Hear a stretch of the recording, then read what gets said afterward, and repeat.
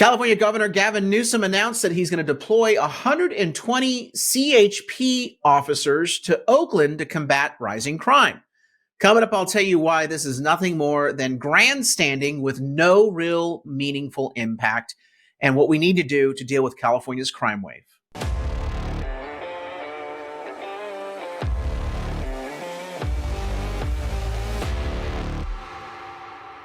I'm Carl DeMaio, chairman of Reform California, and the top stories we're following today. Obviously, there is a big weather storm hitting California up and down the state. Lots of flooding. We've got even tornado warnings down here in San Diego. So hope you're all staying inside, dry, and safe.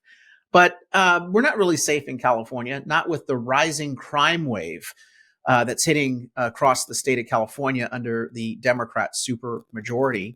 Democrat politicians are doing nothing about it. In fact, they're doubling and tripling down on the very dangerous criminal coddling policies that brought us to double-digit increases year over year in violent crime and in retail crime, theft in the state of California.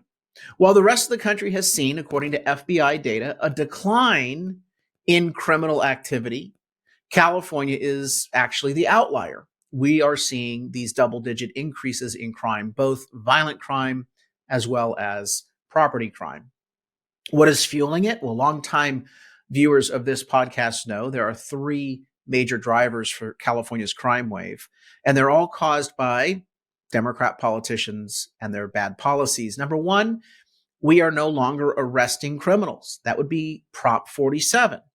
It took tools away from law enforcement, police officers, to actually detain people, arrest people, put them behind bars, and have prosecutors pursue cases against them.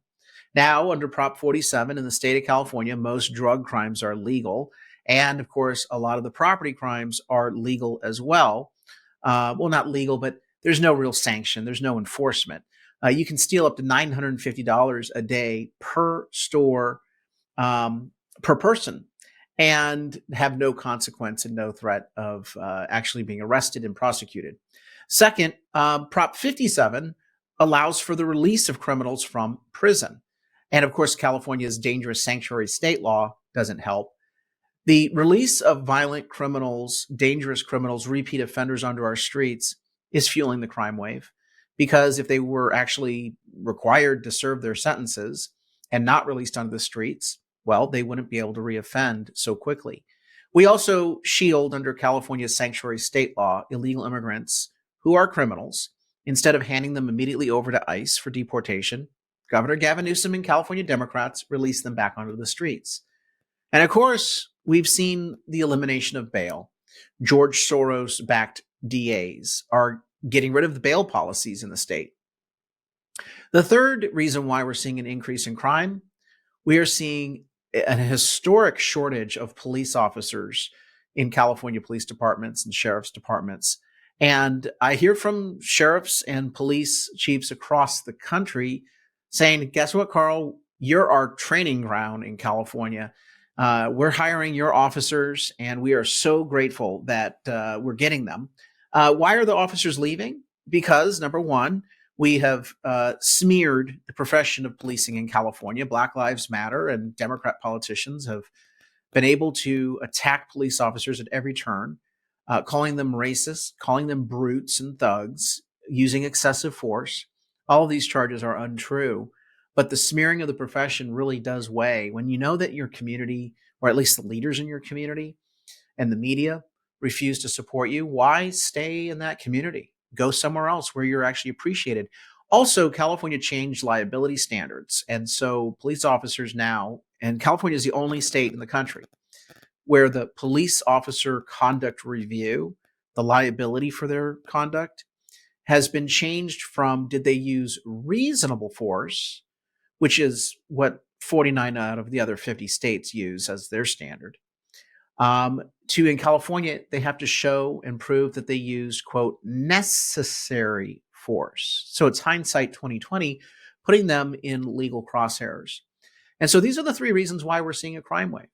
We are not prosecuting and punishing criminals. We're releasing criminals. And of course, we don't have the police officers on our force to conduct these sort of patrols and response to criminal activity that we need because of the vacancies.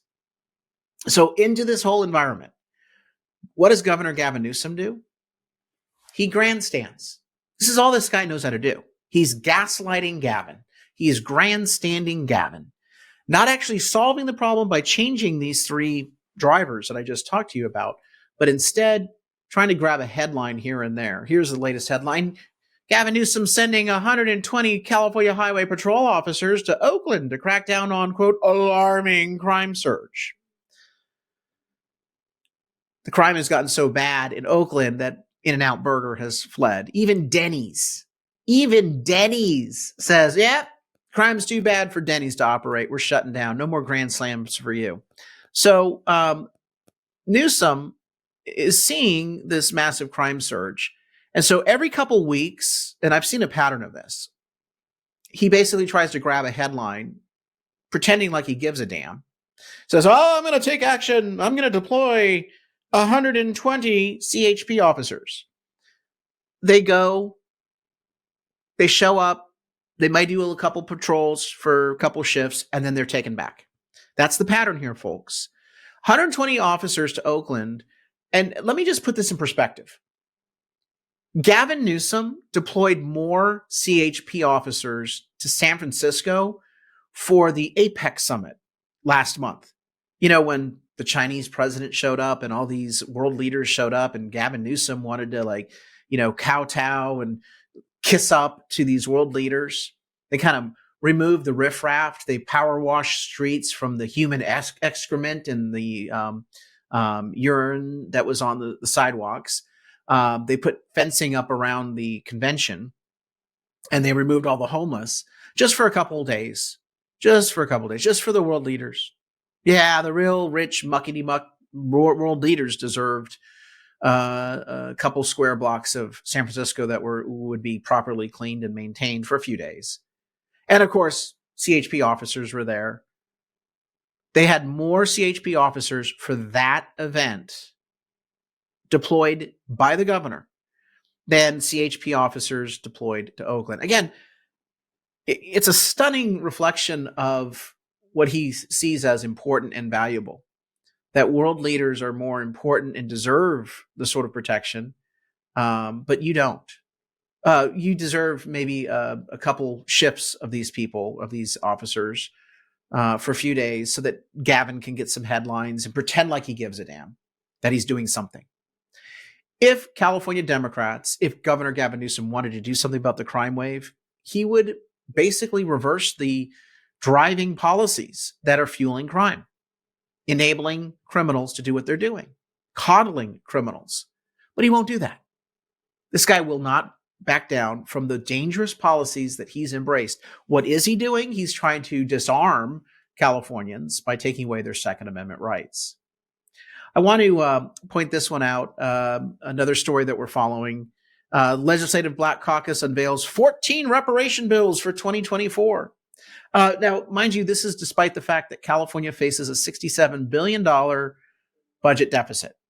These virtue signaling, woke, race baiting Democrat politicians are trying to dangle carrots and other goodies in front of different ethnic groups because they don't see Californians, they don't see Americans, they see skin color.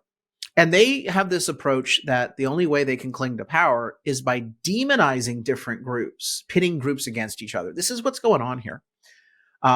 This whole concept of reparations is designed to say you're a victim and you're owed money. And the people over there don't want to give you the money.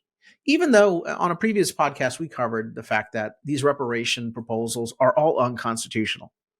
California is proposing reparations that various Supreme Court cases since the 1960s, 70s, 80s, 90s, 2000s have all rejected. And by the way, you take a look at the composition of all those Supreme Court rulings of the courts, it ran the gamut from conservative to liberal courts. So you can't say, oh, this Supreme Court is against reparations. No, the U.S. Constitution is against reparations. But these politicians know what they're trying to do is illegal, just like their gun-grabbing legislation is illegal, but they will continue to do it because they're not there to actually do good public policy. They're there to break the law and to try to get political points, to score political points.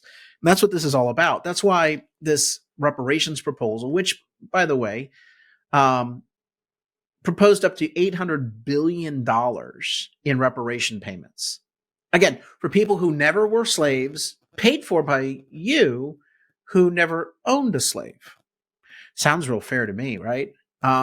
So you've got this absurd proposal coming back, rearing its ugly head. It's divisive, toxic genesis. It's toxic proposal. And of course, the media is going to pretend like, oh, yes, reparations are being considered. Oh, you may get some goodies. You may get some freebies. You may get some payouts because you are a victim and those victimizers owe you. Good God. This is, again, nothing more than divisive, toxic, racially dividing politics. At Reform California, we are getting ready for this March primary. Ballots are already in mailboxes. And I really encourage you to check out the Reform California Plain English Voter Guide. It is available at our website, reformcalifornia.org. You can also go to it and land directly on the page of various voter guides for each region in the state at electionguidecalifornia.org, electionguidecalifornia.org.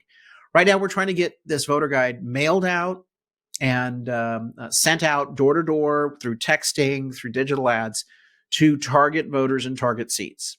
We need your help to do that. So please contribute online at reformcalifornia.org. Click on that contribution button, reformcalifornia.org, and help us power this movement that's fighting to elect better leaders in California and to take back our state from the far left.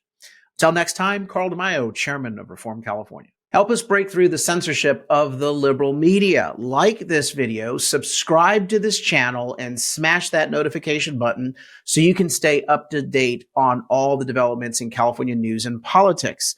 Also, please visit the website, reformcalifornia.org, for ongoing news coverage and to join one of our campaigns in the fight to take back our state. If you can, please sign up as a volunteer or chip in a contribution. This episode of Reform California with Carl DeMaio, paid for by Carl DeMaio for State Assembly 2024.